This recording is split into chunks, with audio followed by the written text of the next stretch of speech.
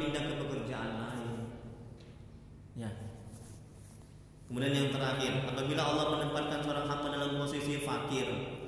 Fakir yaitu orang yang perlu untuk kebutuhan hidup sehari 15.000 tapi hanya dapat 6.000. Tetapi ia sabar, ridho dan menjalankan perintah Allah dan meninggalkan larangan Allah.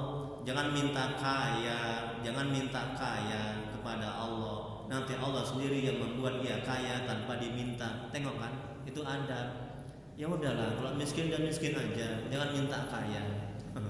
Itu nafsu, betul kan? Tengok Sa'labah itu, ya, Sa'labah itu contoh yang dekat itu. Wahai Rasul, doakan aku supaya aku kaya. Nafsunya itu. Jumpa Rasul lagi, jumpa Nabi, wahai Rasul, doakan aku kaya. Doakan Nabi kaya, lupa dia kepada Allah. Kaya dia, bakhil dia, pelit dia, jarang dia ke masjid. Jangan minta kaya, ya. Allah Akbar. Masya Allah. Yang terakhir, sedangkan contoh yang berkenaan jam 6.15. Jamnya tepat ini ya? Tepat ya berarti ya? Nah, tepat. Alhamdulillah ya. Nanti bisa ada tanya jawab ya. Apabila Allah menempatkan, yang mana sekarang? Sedangkan contoh yang berkenaan dengan tubuh yaitu hati. Apabila Allah menempatkan seorang hamba keadaan sedih, jangan kita berusaha untuk menghilangkan kesedihan itu. Hadapi dan bersabar sampai Allah sendiri yang menghilangkan kesedihan itu. Tengok tubuh. Kalau hati kita sedih, ya, hati kita sedih, Pak Haji Parlin, ya, jangan minta kepada Allah, ya Allah hilangkan kesedihan dalam hatiku. Bisa gitu Bu? Sampai Allah sendiri yang dia menghilangkan kesedihan itu. Bu, Bu. Nah, gitu lah Bu. Iya, jangan senang Ustaz. Ya. Ibu pilih mana Bu? Ibu dalam keadaan sedih, kemudian ibu semakin dekat dan mengenal Allah dan banyak berzikir, banyak berdoa, banyak beribadah daripada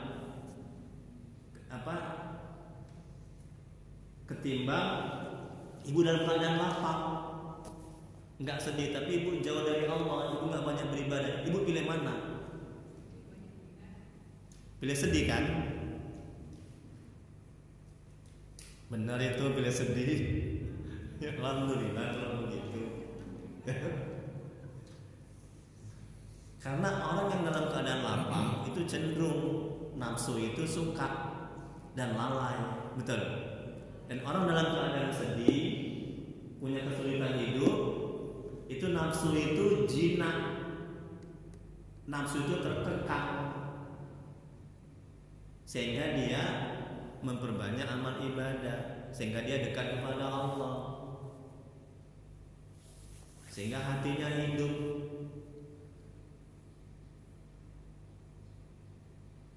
Makanya dalam keadaan sedih sehingga kita bisa dekat dan mengenal Allah itu lebih baik daripada dalam keadaan lapang membuat kita itu jauh dari Allah, betul kan? Ada orang jarang menyebut Allah, bahkan nggak pernah sama sekali. Allah kasih kakinya kena asam urat, baru dia katakan, aduh ya Allah, kakiku Allah, baru terucap dalam lisannya. Ketika kakinya dia dalam keadaan lapang sehat, dia nggak pernah terucap dalam lisan, dalam lidahnya ini kata-kata Allah, berzikir ingat kepada Allah. Nah, ketika Allah buat dia dalam kesempitan hidup, dapat cobaan, baru dia mau menyebut. Itulah manusia. Jadi kalau hikmahnya apa Bu? Tadi di awal tadi, alhamdulillah banyak dapat ilmu. 2 lembar ya. 34. Ya, 24. Tengok Bu, kalau hikmahnya. Barang siapa yang menghendaki bahwa mengadakan atau menjadikan dalam waktu yang tertentu akan selain sesuatu yang telah diciptakan oleh Allah dalam waktu itu, berarti tidak meninggalkan ia akan sesuatu berupa ketololan dan kejahilan. Tengok nih kata Al-Imam. Jadi kita bodoh, tolol, bimpao kalau kita menghendaki atau pindah dari suatu keadaan ke keadaan yang lain. dari berdagang ke bertani, pindah dari miskin ke kaya, pindah dari sedih ke ketawa-ketawa, ke lapangan. Itu kita bodoh, tolol, kurang beradab. Wallahu alam. Hanya Allah yang mengetahui. Jam 6 lewat 20. Silakan Bapak Ibu boleh dikasihkan. Ya, silakan Pak Haji. Nah, ya. Ini saja Allah berkata dia bersemayam di ars. Iya. Kalau kalimatnya itu dia bertempat. Iya. Apa maksud dia bersemayam di ars? Iya, pintar, bagus sekali Pak Haji ya. Semoga Allah membalas kebaikan Pak Haji.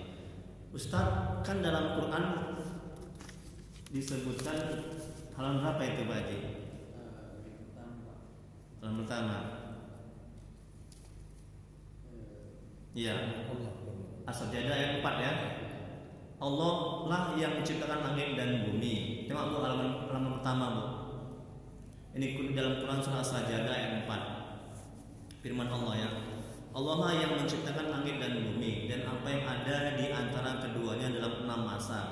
Kemudian Allah bersemayam, Allah bertempat di arsy. Loh, kan Allah sendiri yang bilang dia tempatnya di arsy. Iya kan? Nah, berarti Allah bertempat. Nah, di situ rumah Allah berarti, kan gitu kan? Nah, jadi nggak bisa kita mengartikan, memahami seperti ada apa adanya kalimat ini. Maksud dari Allah bersemayam di atas arsy artinya kuasa Allah. Itu dia.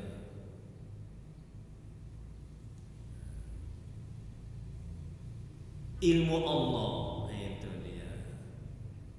Wallahu a'lam bishawab. Ada lagi? Ibu silakan Bu.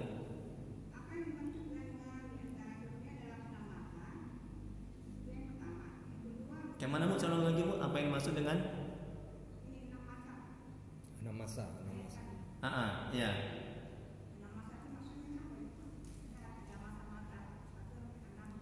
Iya. Apa yang dimaksud dalam 6 masa? Nah, jawabannya insya Allah yang akan datang. Yang kedua pertanyaannya? Ya? Sabar. Ya.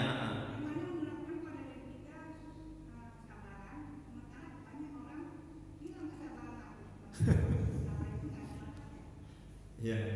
Terima kasih Ibu Haja. Itu aja Bu. Iya. Jadi yang pertama PR buat saya, apa yang dimaksud dalam 6 masa.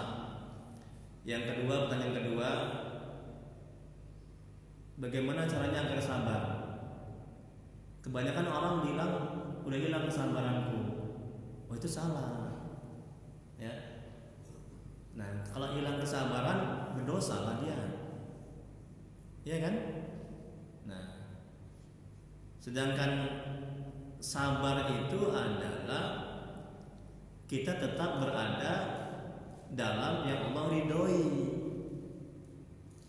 Dan sabar itu tidak ada batas. Jadi kalau orang sering bilang banyak yang bilang hilang kesabaranku, itu salah besar. Nah, contohnya misalnya begini. Seperti yang saya jelaskan tadi, sabar itu adalah kita tetap berada sesuai dengan apa yang Allah ridhoi. Nah, misalnya begini contohnya. Nah, kita disakiti orang, dizalimi orang. Nah, kita sabar. Ya kan? Nah, apa yang Allah sukai ketika kalau kita disakiti orang? Apa yang Allah sukai? Yang Allah sukai kita memaafkan. Yang Allah sukai kita tidak membalas. Betul. Yang Allah sukai kita mendoakan. Itu dia. Bukan berarti udah hilang kesabaranku ini, ambil batu. Awas ya, sabarnya ada batasnya ya. Sakit hatiku nih ya. Dia berdosa, kita berdosa, betul. Kalau gitu ngapa kita belajar tinggi-tinggi ilmu manajemen hati? Kalau setiap seseorang yang nggak cocok dengan kita lawan. Kita harus siap dengan yang tidak cocok dengan keinginan kita, karena nggak semua cocok dengan keinginan kita, betul kan? Kita harus siap dengan orang yang tidak sependapat, yang tidak sepaham, yang berseberangan. Itulah dunia. Kalau nggak begitu bukan dunia di surga. Ya. Gitu. Dan satu lagi, sabar itu bukan pasrah. Sabar itu bukan pasrah. Ditokoi orang udah diem aja, aku sabar, ya nggak gitu juga. Sabar itu juga kita berikhtiar atau usaha untuk pindah dari suatu keadaan ke keadaan yang lain. Itu juga sabar. Bapak kenapa nggak kerja cari duit? Kita nggak ada nasi untuk masak. Sabarlah bu, ma. Kalau Allah sudah tentukan kita dapat duit, kan nanti masak. Itu sabar yang salah. Ya, itu sabar yang salah, itu menempatkan begitu. Ibu kenapa nggak berobat? Ibu kan sakit. Sabarlah pak, bang. Kalau Allah udah nakdirkan sembuh, kan sembuh juga. Itu salah. Itu nggak benar. Ya. Nah, kalau kita sakit, Allah menyuruh kita berobat, usaha, ikhtiar. Ikhtiar itu, usaha itu bukan untuk menghasilkan apa yang kita inginkan. Kita berobat itu bukan supaya sembuh, bu. Kita berobat bukan supaya sembuh. Kita berobat itu menjalankan perintah Allah. Adapun yang menyembuhkan adalah Allah, bukan dokter, bukan obat, betul? Kan banyak orang yang berobat belum sembuh, nggak sembuh, ya kan? Itu menandakan bukan dokter, bukan obat. Kita berobat itu menjalankan perintah Allah, menjadi ladang amal, kan dapat pahala kita kan? Nah, ketika ada hati kita, ini manajemen hatinya. Ketika dalam hati kita sadarkan, akal pikiran kita sadarkan, ya bahwa ya Allah, aku berobat ini menjalankan perintahmu ya Allah. Ya. Ketika belum sembuh, kita tak akan stres. Kita mendapat pahala. Dan ketika kita sembuh, kita nggak sombong, kita nggak lupa diri, kita akan bersyukur kepada Allah. Karena niat kita di awal itu sudah benar. Nah, begitu caranya, Bu. Jangan ibu berobat hanya tanpa ada niat, ibu nggak dapat pahala. Paham ini kan? Paham ya? Tolong didudukkan kajian manajemen hati ini. Kalau kita terampil menata hati kita akan memperoleh pahala yang banyak. Kita semakin dekat kepada Allah, semakin mengenal kepada Allah. Kalau kita nggak terampil, nggak pinter memanajemen, menata hati kita, bahkan kita akan mendapat dosa. Kita akan semakin jauh dari Allah. Kita akan stres, sengsara, menderita. Wallahu a'lam bishawab. Hanya Allah yang mengetahui jawabannya. Ada lagi Pak Bu? Masya Allah. Pak Haji ini briefing Pak Haji. Alin. Alhamdulillah. Bismillahirrahmanirrahim. Pak Ustaz, ini manajemen hati benar-benar sebenarnya berperang terus dengan nafsu kita. Betul, ya. Jadi ini saya mau pencerahan Ya. Pak Ustaz, bagaimana manajemen hatinya. Ya. Yang ini kita lihat di lapangan atau di lingkungan kita, Ya. bahwa tetangga atau pemuda kita Ya. di sini sabu-sabu, Ya. kemudian mencuri, kemudian ada dari rumusan tadi manajemen hati, yang mana yang bisa kita kerjakan, artinya mengingatkan, Ya. atau istilahnya mengurangi setelah kita usahakan, Iya. masuklah kantor polisi. Oh. Tahu-tahu 2 minggu keluar dia. Nah, jadi kan hati kita ini Iya. menjadi, ya istilahnya kita bikin lain mungkar, tahu-tahu Iya. dipolisikan, Kesal gitu hatinya ya. keluar pula lagi dia. Iya. Udah tahu sebenarnya dia salah kan. Iya, iya, iya. Jadi banyak hal yang sekali lagi menerapkan manajemen hati ini di akhir-akhir zaman ini kayaknya kalau nggak kuat iman, ya gimana menurut Pak Ustadz menyikapi supaya hati ini agak menjadi apa ya? Ada sedikit tadi keluar sedihnya, ya Allah, kita ingin membersihkan kampung atau betul. memanage masjid ini lebih rapi, tapi teman-teman atau menyikapi yang lain gitu. Iya, bagus sekali Pak Haji. Semoga Allah semakin bahagia. Rasulullah SAW bersabda, Allahumma sholli wa sallim wa barik alaihi. Apa kata Rasul, kata Nabi, barang siapa yang melihat kemungkaran, maka cegahlah dengan 3 hal, kata Nabi. Yang pertama dengan kekuatan. Nah, kalau dia pemerintah dengan undang-undang, atau kalau ada musuh dengan senjata, itu pemerintah, ya. Kemudian kalau kita nggak mampu dengan kekuatan, dengan lisan kita nasihati. Kita nggak boleh diam aja kalau ada kemungkaran, ada orang yang nyabu-nyabu, ya, beganja segala macam, nggak boleh. Itu kewajiban kita, ya. Nah, itu. Jadi kata Nabi, kalau nggak mampu dengan kekuatan, dengan lisan kita datangi, kamu nggak boleh begitu, itu haram hukumnya, itu berdosa, itu merusak sabu-sabu, ya, ganja segala macam. Nah, kita nasihati.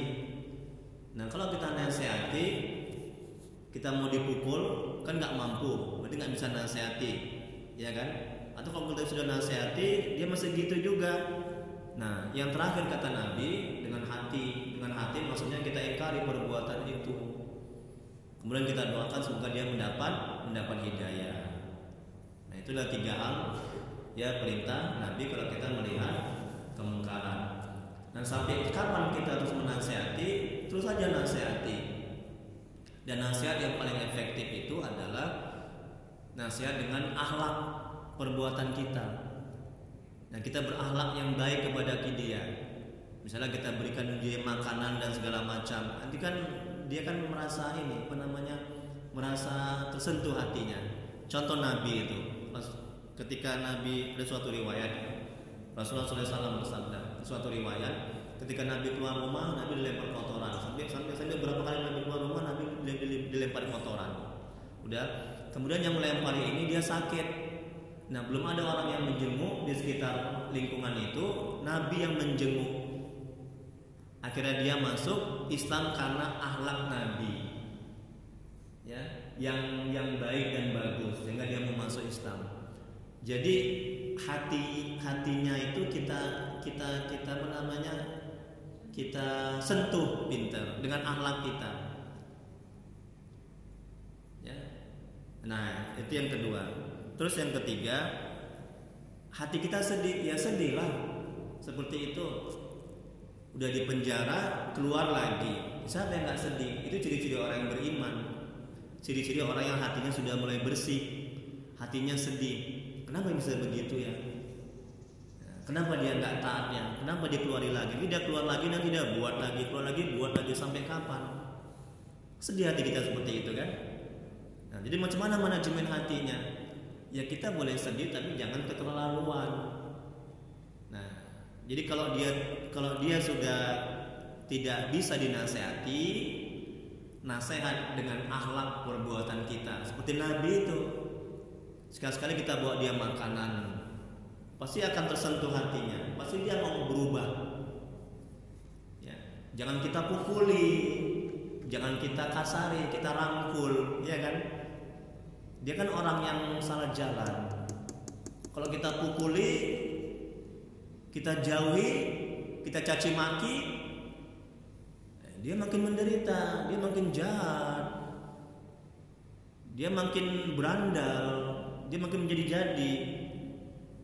Jadi kita rangkul dia, kita deketi, terus saja kita berbuat baik, tunjukkan akhlak kita itu. Jadi berdakwah dengan akhlak itu yang terakhir. Karena kenapa Nabi, Bu? Kenapa Nabi Rasul dakwanya berhasil? Karena akhlaknya, betul kan? Kan dia diutus ke bumi kan untuk memperbaiki akhlak, betul kan? Nah itu contohnya seperti itu. Dan yang terakhir, kita jangan stres, jangan pusing sekali ketika dia belum mau berubah. Rugilah kita. Karena untuk kita mendakwah itu, menasihati bukan supaya dia berubah. Karena untuk berubah, dapat hidayah, yang bolak-balikan hati itu bukan wilayah kita, betul? Itu wilayahnya Allah. Yang penting tugas kita udah selesai, amal ma'ruf nahi munkar. A'udzubillahi minasyaitonir rajim. Bismillahirrahmanirrahim. Kuntum khairal ummatin ukhrijat linnas ta'muruna bil ma'ruf. Itu kan perintah Allah. Saling menasihati, mencegah dalam kemungkaran. Enggak boleh kita diam aja.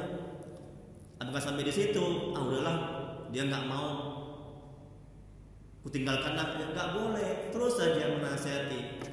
Enggak bisa dengan nasihat, dengan akhlak. Gitu juga kalau misalnya ada anak yang belum mau taat, jadikan diri kita sebagai orang tua, jadi orang tua yang pantas dicontoh, orang tua yang soleh. Nanti kan anak kan lihat, istri kan lihat, oh ini suamiku taat kali ya. Dan buah dari ketaatan kita, Allah akan memberikan hidayah, membolak-balikan hati si anak, si istri, atau orang yang kena narkoba itu menjadi orang yang baik. Nah begitu, hati kita tenang, gitu manajemen hatinya. Ya, wallahu a'lam bishawab. Ustaz, ya, ini untuk mengembangin yang tadi Ustaz. Kita sudah lihat di lapangan memang kasusnya salah.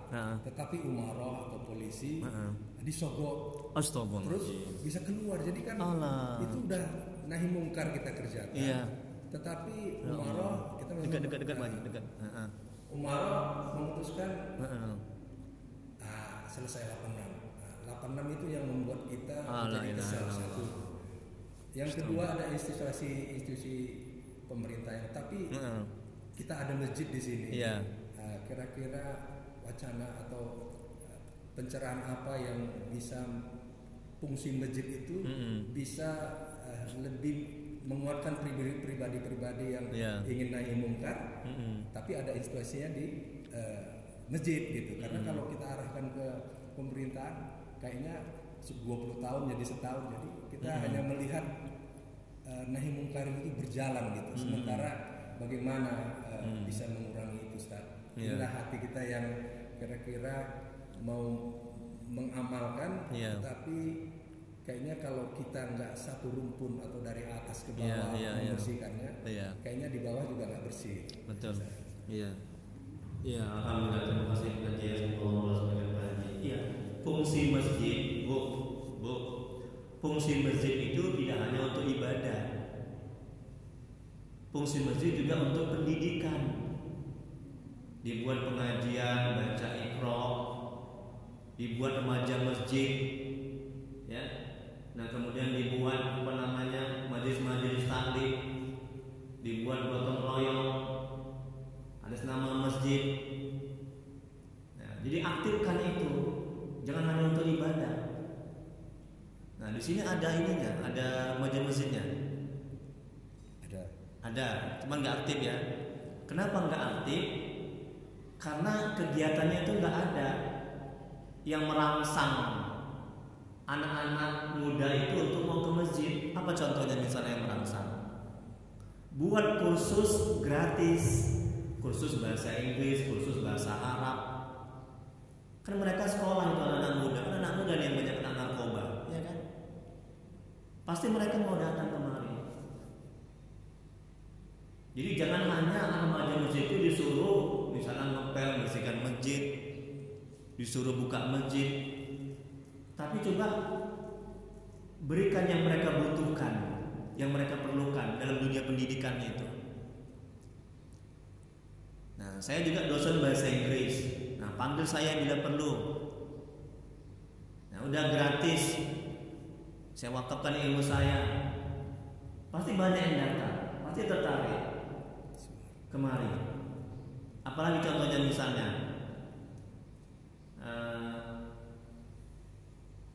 dibuat pengajian yang ada makanannya sekali-sekali, misalnya kalau nggak ada dana, pasti mereka mau datang kemari. Apalagi contohnya misalnya dibuat perlombaan sebulan sekali, 2 bulan sekali, perlombaan ajan, perlombaan baca Quran. Nah, coba buat seperti itu. Karena anak muda ini sifatnya kalau nggak ada yang mereka dapatkan, mereka nggak mau. Jadi untuk tahap awal kita berikan apa yang bisa kita kasih kepada anak muda. Begitu dulu tahap awalnya. Karena iman mereka kan masih belum mapan imannya. Iya kan? Beda dengan kita ini yang sudah tua-tua, yang sudah bagus imannya. Alhamdulillah, amin. Nah, kalau mereka tuh masih diberikan dulu ini keuntungan seperti les bahasa Inggris gratis, mengaji gratis, atau les pelajaran lain gratis. Nggak apa-apa kita keluarkan uang kas masjid. Jadi pelan-pelan iman mereka sudah bagus. Nah, baru dikutip Pak sumbangan atau sumbangan ala kadarnya. Nah, untuk tahap awal begitu dulu. Apalagi contoh lain misalnya, ya intinya kegiatan-kegiatan yang menunjang pendidikan mereka. Jadi masjid ini jangan hanya mendapatkan meminta infak apa segala macam. Ya. Jadi bagaimana ini untuk sementara ya, bukan selamanya. Ini hanya untuk kalangan anak-anak remaja. Bagaimana supaya mereka itu tertarik ke masjid. Dan situ pelan-pelan juga dibimbing lah. Panggillah seorang yang motivator tentang gimana memberantas narkoba. Ada kan seminar-seminar seperti itu. Nah, undang remaja di sini kan begitu. Seperti yang dibuat di Bumi Asri kan begitu kan. Nah, itu mereka kan aktif sekali kan juga kan. Jadi kalau nggak begitu emang susah. Ya, udah remaja masjid tapi ngumpul-ngumpul gitu aja, ya kan? Apa yang bisa aku dapat? Nggak ada yang didapat. Boleh ngumpul-ngumpul nongkrong, nauzubillah, ada yang pacaran, jadinya kan? Karena nggak ada kegiatan. Masjid pun juga nggak mau mengeluarkan uang, ya kan? Nah, jadi untuk tahap-tahap awal nggak apa-apa seperti itu. Nah, kemudian juga diberdayakan remaja-remaja masjid ini juga mengutip tiap bulan misalnya ke rumah-rumah, mungkin ada orang yang mau berinfak bersedekah. Itu juga untuk menambah kas. Juga bisa ditaruh misalnya sumbangan di pinggir jalan itu. Ya. Saya lihat juga di Masjid Pajar juga begitu, Jalan Karya. Mereka letakkan di kaleng besar itu, sumbangan itu di tengah jalan. Sehingga orang lewat menyumbang masukkan uang. Itu juga menambah kas. Kalau memang keuangannya memang tidak memadai. Jadi banyak cara ya, untuk bisa memakmurkan masjid ini, untuk bisa menyelamatkan generasi muda. Diawali dari masjid. Kalau dari rumah emang agak susah kan? Bisa, cuman agak susah. Diawali dari masjid. Gitu. Jadi karena masjid di rumah Allah, artinya tempat beribadah kepada Allah, insya Allah kalau semuanya diawali dari masjid, ya. Nah, kampung ini, wilayah kita ini akan terbebas dari narkoba, dari perbuatan-perbuatan buruk, ya kan? Dari perbuatan jahat dan kemungkaran. Saya pikir begitu, ya. Jadi banyak juga contoh-contohnya yang awal mulanya kampung itu kampung yang kayak kampung neraka, tapi digerakkan dari masjid. Nah, kemudian kampung itu menjadi kampung yang sakinah, menjadi yang aman, tentram dan makmur, ya, buah dari masjid itu. Contoh lain yang paling dekat aja, Bapak Ibu tahu nggak Masjid Joko Karyan? Tahu kan Pak Haji? Tahu Bu? Tahu kan? Ya kan? Nah itu dia. Joko Karian itu. Nah, subhanallah, tabarakallah. Itu masjid luar biasa makmurnya. Dulu memang lingkungan sekitar itu tidak baik. Tapi pengurusnya menggerakkan itu tadi seperti yang saya bilang tadi. Ya, menjadi makmur di lingkungan sekitar masjid itu.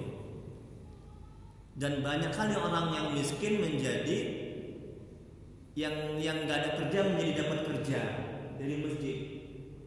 Yang nggak bisa dagang menjadi bisa dagang. Jadi intinya makmur. Diawali dari masjid. Dan banyak terbantu orang-orang yang kesusahan. Anak-anak muda itu juga banyak terbantu dari yang narkoba menjadi yang tidak narkoba, dari yang beranda nggak pernah ke masjid, nggak tahu sholat menjadi tahu sholat. Nah itu di awal dari masjid. Wallahu a'lam bishawab. Oke, ada lagi? Ya cukup ya doa kita ya. Astagfirullahaladzim. Allahumma shalli ala sayyidina Muhammad. Allahumma shalli ala sayyidina Muhammad. Allahumma shalli ala sayyidina Muhammad. Bismillahirrahmanirrahim. Alhamdulillahirabbil alamin. Hamdan yu'ti ni'amahu wa yukafi mazidah. Ya Rabbana lakal hamdu kama yanbaghi li jalali wajhika wa 'azimi sultanik. Allahumma shalli ala sayyidina Muhammad wa ala sayyidina Muhammad. Ya Allah ya Rahman ya Rahim. Dengan keberkahan kemuliaan Nabi Muhammad sallallahu alaihi wasallam. Man keberkahan kemuliaan Syekh dengan keberkahan kemuliaan Syekh ampuni ya Allah dosa kedua-dua kami. Ampuni ya Allah dosa kami ya Allah. Ampuni dosa kaum muslimin dan muslimat ya Allah. Ya Allah, jadikan keluarga kami keluarga yang sakinah mawaddah warahmah. Jadikan anak-anak kami yang saleh dan salehah, jadikan kami dari musibah dan bala bencana ya Allah. Ya Allah, ya Rahman ya Rahim, tuntun hati kami agar bisa istiqomah di jalan, agar bisa selalu mengingat, agar bisa selalu kepada Rasulullah ya Allah. Ya Allah ya Allah, bila di antara kami, keluarga kami, saudara kami, jemaah ini ada yang sakit, mohon ya Allah, angkat penyakitnya ya Allah, beri kesembuhan kepada mereka ya Allah. Bila di antara mereka ada yang menyangkut kesulitan hidup, mohon ya Allah, tolong ya Allah, mudahkan kesulitan ya Allah. Ya Allah, ya Rahman ya Rahim, bersihkan hati kami ya Allah, perbaiki agama kami ya Allah, perbaiki rumah tangga kami ya Allah, perbaiki lingkungan tempat kami tinggal ya Allah. Jauhkan kami, anak kami, keluarga kami, saudara kami, lingkungan kami dari narkoba dan kerusakan-kerusakan yang